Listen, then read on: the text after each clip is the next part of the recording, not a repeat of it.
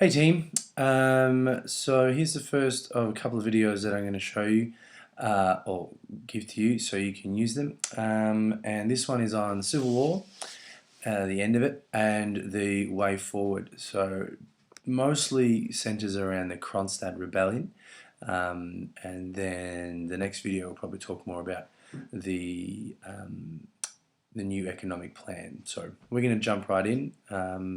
So I hope you enjoy it. So, Civil War. I suggest you guys have a look in your textbook on um,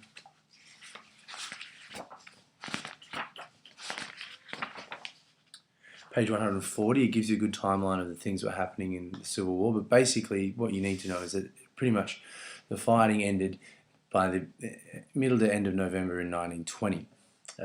So the white armies were in retreat. Kolchak had been executed, and also something that we didn't touch on when we were talking about the fear, but we probably should have, is that the Tsar and his family have been executed.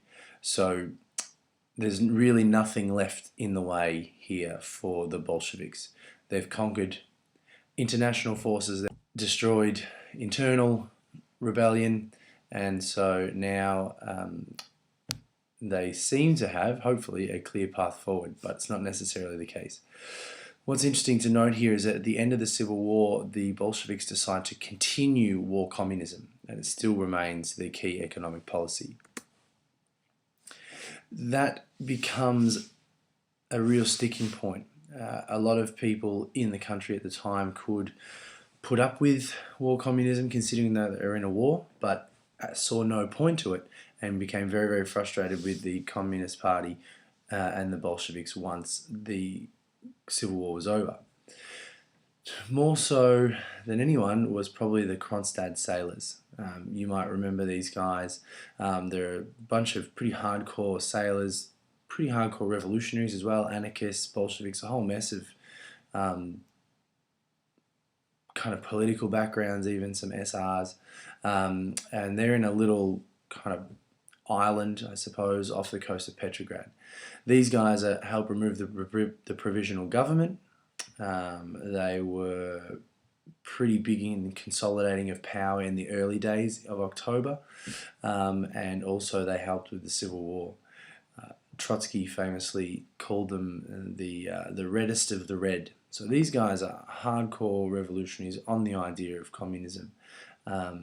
So it's going to take a pretty big deal for them to rise up against the Bolsheviks.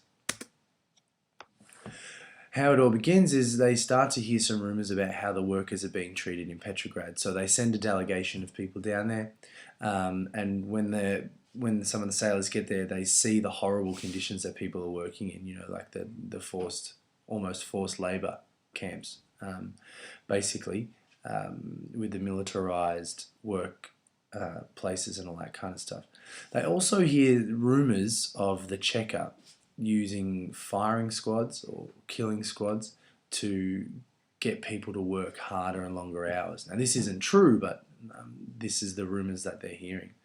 So the Kronstadt sailors very quickly can see the connection between this kind of regime and the old regime. They make very strong connections between the Cheka and the Okhrana, and the real oppressive nature of the Bolsheviks now, which is not too dissimilar to the oppressive nature of the Tsarist regime that the Kronstadt sailors were very, very instrumental in trying to remove.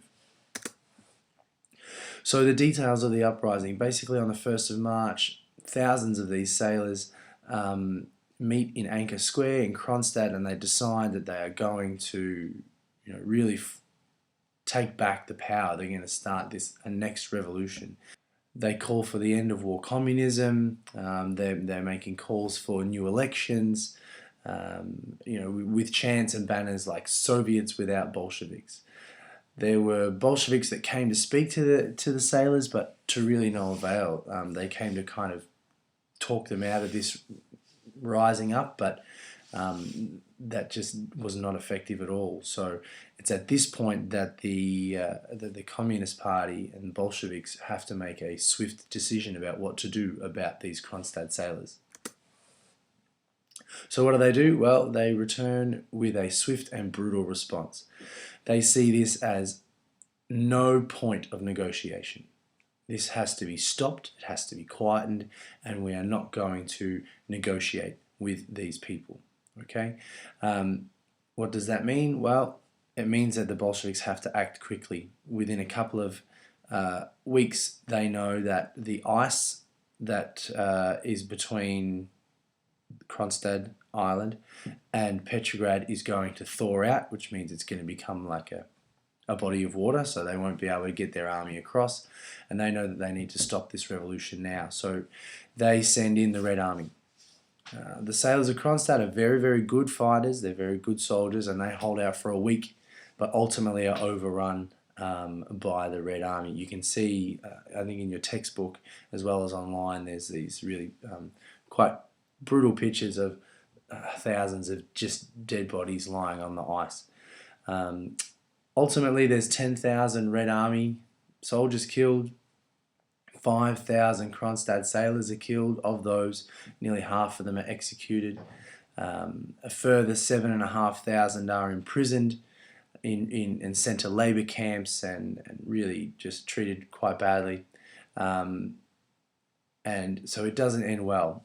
Fortunately, though, quite a few of them escape and head north and manage to get away and head into other countries for safety. So what's the point of this? Well, ultimately, what it means is that it forces the Bolshevik Party to reevaluate.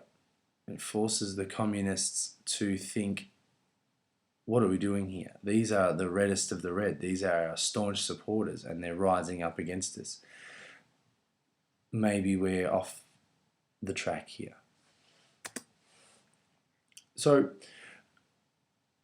when you read about the Kronstadt Uprising, there's different interpretations, of course. There's going to be different interpretations of the event, but some of the ones that I'm going to highlight to you guys is that the Kronstadt Uprising, interestingly enough, was both a lesson learnt and a lesson taught. So in terms of being a lesson learnt, the Communist Party realised that they had gone off track, that if the Kronstadt sailors no longer supported the revolution and the revolutionary ideals, then they had lost their true ideals from back in October. So that was a lesson learned there in terms of trying to reflect on where they were heading in terms of their policy.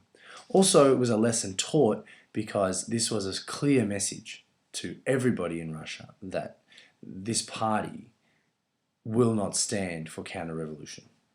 They'd seen off international powers, they'd seen off local powers, and now they had basically turned on what Trotsky originally called the reddest of the red in order to consolidate their power.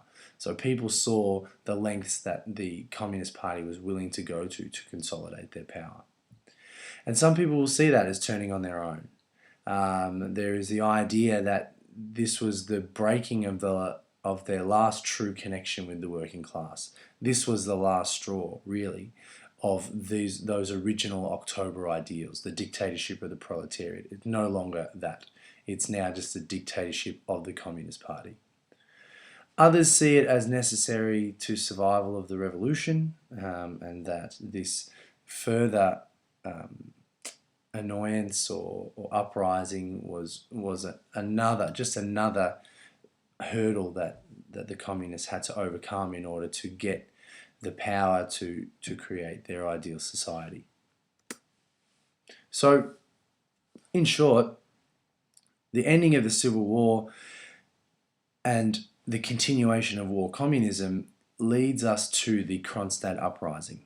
Okay, this is a significant event, especially when you're thinking about an essay question that might talk to you about having their original ideals. Did they create the new society they were looking for? What I'd like you to do, please, is go to page 178. There's an activity there. There's a couple of questions. Answer those questions just to make sure that you get a full understanding. It would probably be good to read parts of your textbook for this as well. I've gone through this relatively quickly, but it's good to get your head around exactly what was happening in terms of key dates and stuff like that. But I think if you answer these questions, you should have a good, clear understanding about what this was all about. Okay? Thanks for watching.